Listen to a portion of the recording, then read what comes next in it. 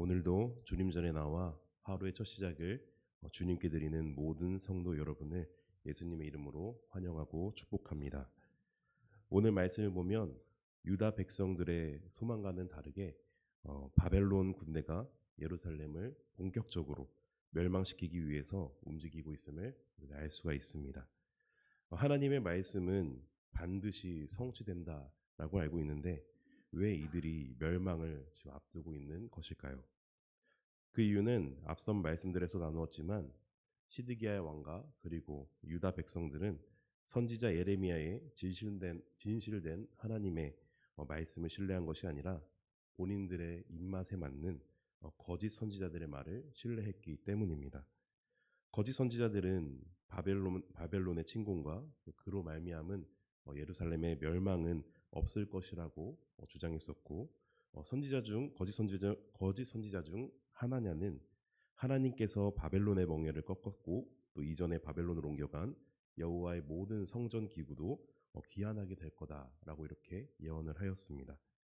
그러나 오늘 말씀의 상황을 보면 하나냐를 비롯한 이 거짓 선지자들의 말과는 완전히 반대되는 상황이 펼쳐지고 있습니다. 유다가 멸망하는 것은 이미 확실한 상황이었습니다. 그렇다면 이 상황을 앞둔 시드기야 왕과 유다 백성들은 이제 무엇을 해야 할까요? 이들은 이미 주변 국가 동맹을 하고 반역을 꾀하다가 실패로 돌아갔고, 거짓 선지자들의 예언이 거짓이라는 것도 분명하게 오늘 말씀에서 드러났습니다.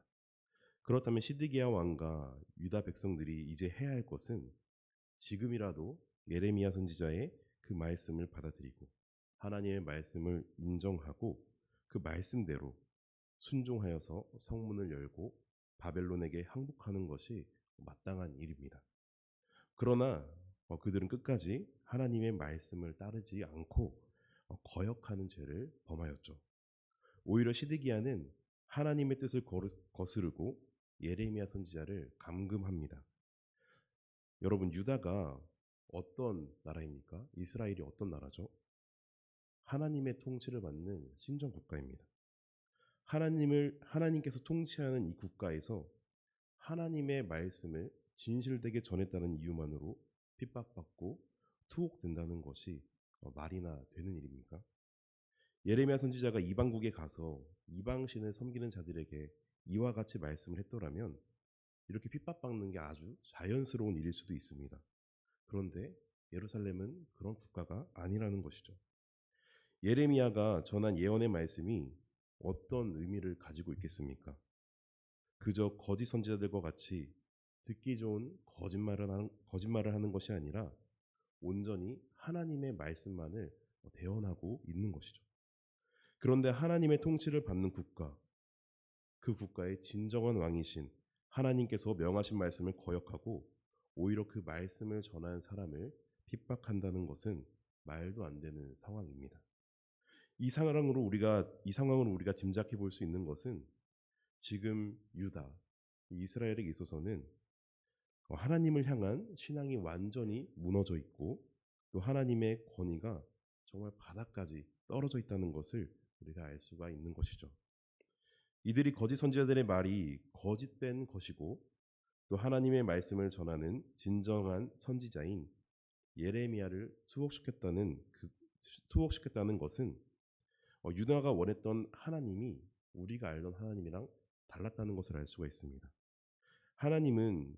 그들이 믿었던 하나님은 정말 진리의 하나님이 아니라 자신들의 욕구를 채워주고 또 그것을 채워주시기 위해서 일하시는 왜곡된 하나님으로 받아들이고 또 그런 하나님을 원했던 것이었죠.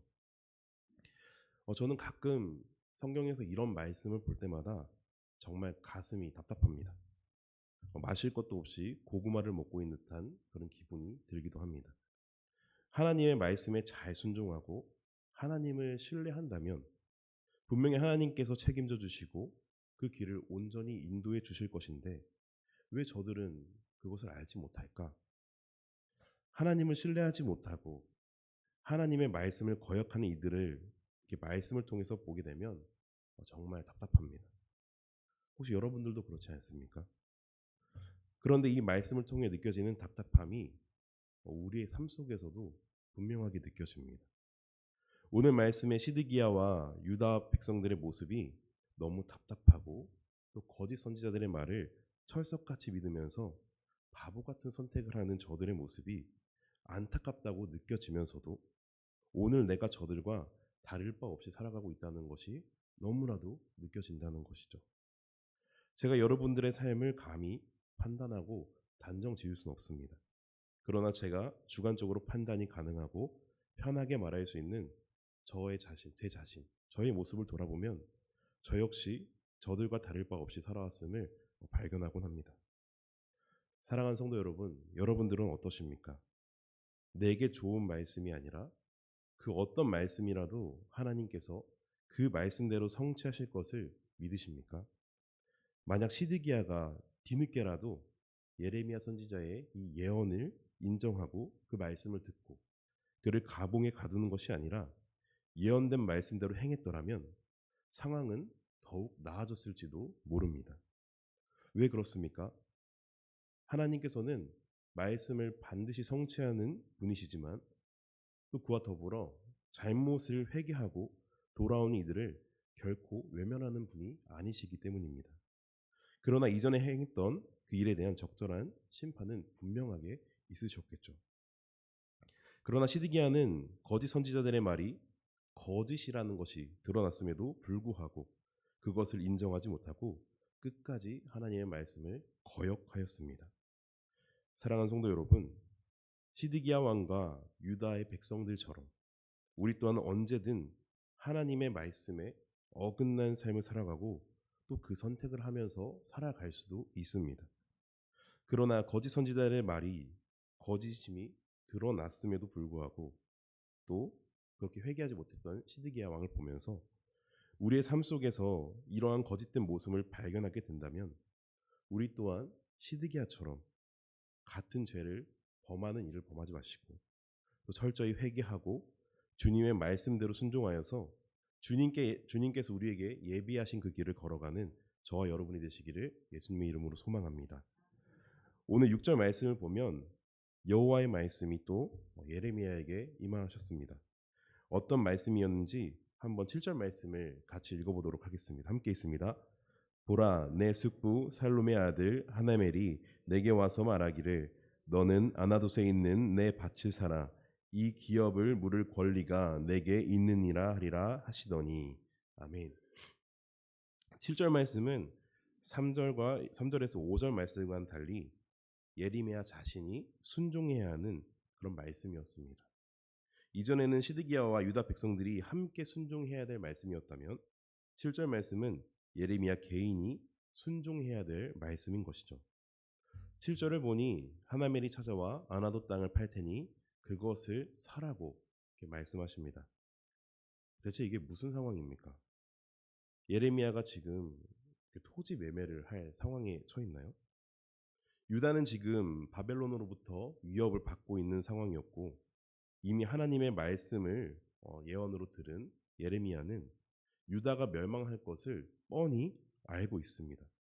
그런데도 예루살렘의 땅을 사라는 것이 말이 되겠습니까? 현실적으로 경기 침체가 오거나 국가에 큰 위기가 온다면 어떠한 확실한 이런 확신이 없이는 그 누구도 토지를 매매하거나 부동산 거래를 쉽게 할 수 있는 부분은 아닙니다. 전쟁 중인 상황에서 기업 물음의 의무를 수행할 수 있는 사람이 정말 얼마나 되겠습니까? 그 정도의 능력이 있다면 그냥 인간이 가진 지혜로는 예루살렘에 있는 땅을 살 것이 아니라 앞으로 포로 생활을 할 바벨론의 땅을 사는 것이 맞는 것입니다. 이뿐만이 아니라 지금 예레미야는 투옥된 상태여서 자유로운 몸도 아니죠. 지금 하나님께서 예레미야 선지자에게 말씀하신 내용은 그냥 인간의 상식으로만 생각하면 절대로 말이 안 되는 일인 것입니다. 그런데 8절의 말씀을 보면 어떻습니까? 놀랍게도 똑같은 일이 벌어집니다.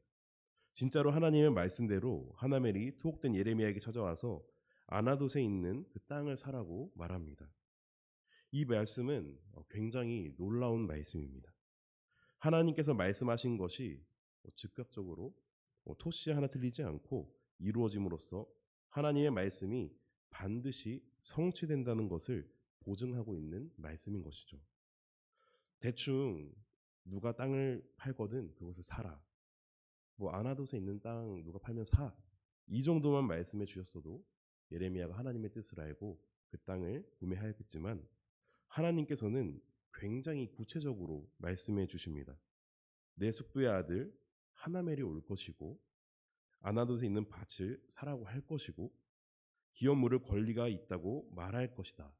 이런 것들을 아주 정확하게 예언해 주시고 그 말씀대로 행해졌다는 것을 확실하게 보여주신 것이죠. 우연이라고 생각이 들지도 못할 만큼 하나님의 주권으로 철저히 섭리하셔서 그 말씀대로 이루어질 것임을 확실하게 보증하신 것입니다. 그래서 예레미야는 상식 밖의 일이 분명히 벌어졌지만 이것이 하나님의 뜻이라는 것을 분명하게 인식했고 그렇기 때문에 그 땅을 기꺼이 구매할 수가 있었던 것이죠. 오늘 말씀의 제목이 기업을 물은 기업입니다.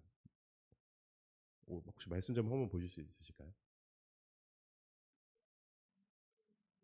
네, 말씀대로 물은 기업입니다.